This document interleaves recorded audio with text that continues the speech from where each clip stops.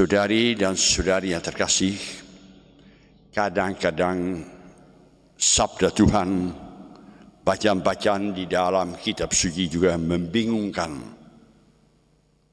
Nampaknya hari ini sepertinya Yesus lagi marah, atau lagi pundung, atau lagi berontak. Kok aneh ya? Jangan kamu mengira bahwa saya mau membawa damai di bumi. Kok aneh? Kan kita justru minta supaya Tuhan memberi kepada kita di bumi kita ini damai, kerjasama antara manusia. Tapi aku datang untuk membawa perpisahan antara orang tua sama anak-anak, antara mertua dan mantu. Maka patutnya kita bertanya, yang kiranya dimaksud oleh Yesus itu apa? Yesus itu sebenarnya mempersiapkan para muridnya. Jangan kamu mengira bahwa saya akan membuat kamu enak saja hidup. Bukan. Kalau kalian berani mengikuti aku, kalian harus menyangkal diri. Kalau berani mengikuti aku, kalian harus mikul salibmu. Malahan kalau diperlukan, kalian harus melawan orang tuamu sendiri atau sahabat-sahabatmu. Yesus pengen kalau kita mengikuti Yesus, tolong jadilah dia nomor satu dalam hidupmu. Yang suka macam-macam kompromi-kompromi dengan dunia. Yesus tidak mau membawa damai seperti yang ditawarkan oleh dunia. Dunia menawarkan damai, hari ini ngomong damai, besok perang. Jalan. Yesus lebih banyak berbicara tentang hati manusia sebenarnya. Kedamaian yang sejati dapat kita ketemukan kalau kita mau mencintai Tuhan dalam diri sesama manusia. Kalau kita mau menyangkal kesenangan, keharapan kita sendiri untuk membantu, mencinta, memberi rezeki, memberi makanan kepada orang yang lapar, orang yang susah, orang yang menderita. Di situ Yesus mau dilayani. Menjadi pengikut Yesus, menjawab panggilan dari Yesus. Lihat saja pada Bunda Maria. Hidupnya enak, jauh dari enak. Berkali-kali dia dicobai, berkali-kali dia harus menderita, karena Yesus menempuh jalan yang berbeda daripada yang dia harapkan. Malah akhirnya panggilan itu membawa dia ke salib. Anaknya Tuhan Yesus disalibkan. Di bawah salib berdiri Bunda Maria. Katanya anak Allah. Tapi ditolak oleh dunia. Jadi akan ada perang antara maunya dunia, maunya Tuhan Yesus. Maunya dunia membuat kita bahagia tapi palsu. Not happy. Nggak mungkin kita happy kalau sesama manusia menderita. Kebahagiaan tertuju kepada kita sekalian. Dan itu hanya bisa kalau kita mau menyangkal diri, berkorban untuk membantu dia. Hari ini kita berjumpa dengan seorang yang hebat. Namanya Benedictus. Orang Italia di abad yang ke-5. Oleh orang tuanya dia dikirim ke Roma. Suruh belajar hubungan internasional.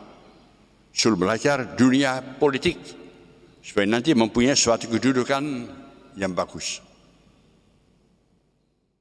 Tetapi Benedictus itu sesudah beberapa tahun tinggal di kota Roma tidak betah. Dia merasa kota Roma itu mahal dan kedua suasana tidak suci, tidak bagus. Maka dia dengan seorang pembantu dia keluar dari kota Roma. Dan dia menyembunyikan diri di suatu gua. Di sana dia bergabung dengan sekelompok orang yang mencari Tuhan. Dia hidup bersama-sama dengan mereka, terutama belajar untuk berdoa, belajar untuk askese, puasa, belajar untuk menikmati sabda Tuhan. Tetapi lewat beberapa waktu, dia merasa bahwa suasana di antara teman-teman itu kurang bagus. Maka dia kembali menyendiri di suatu gua, Santiago, untuk melalui puasa dan melalui doa memurnikan hatinya, membersihkan diri. Hanya bagi Tuhan saya mau hidup. Lama kelamaan Benediktus itu mulai terkenal. Waduh, ada seorang petapa yang luar biasa, berdoa bagus berjam-jam. Dia namanya bisa mengadakan mujizat, dia bisa memberi nasihat, maka banyak orang datang kepada dia. Sehingga akhirnya Benediktus itu merasa terganggu. Saya tidak dipanggil untuk melayani sekian banyak orang yang minta mujizat. Saya mau melayani melalui mendirikan suatu biara. Maka apa yang terjadi? Ada sejumlah orang yang tertarik kepada cara hidupnya dan mau bergabung. Dia dipilih menjadi pemimpin mereka. Tapi tidak semua petapa-petapa senang sama dia. Ada juga merasa bahwa dia terlalu kaku, terlalu keras. Aturan-aturan dia bertentangan dengan maunya mereka. Mereka pengen kompromi, mereka pengen hidup duniawi, hidup senang. Malahan ada yang mau meracuni, kasih minuman kepadanya. Abbas, pemimpin, silakan minum. Dipegang, gelasnya pecah. Ternyata di dalamnya ada racun.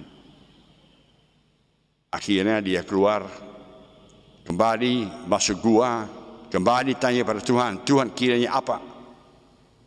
Tetapi nampaknya panggilannya Allah mendirikan biara.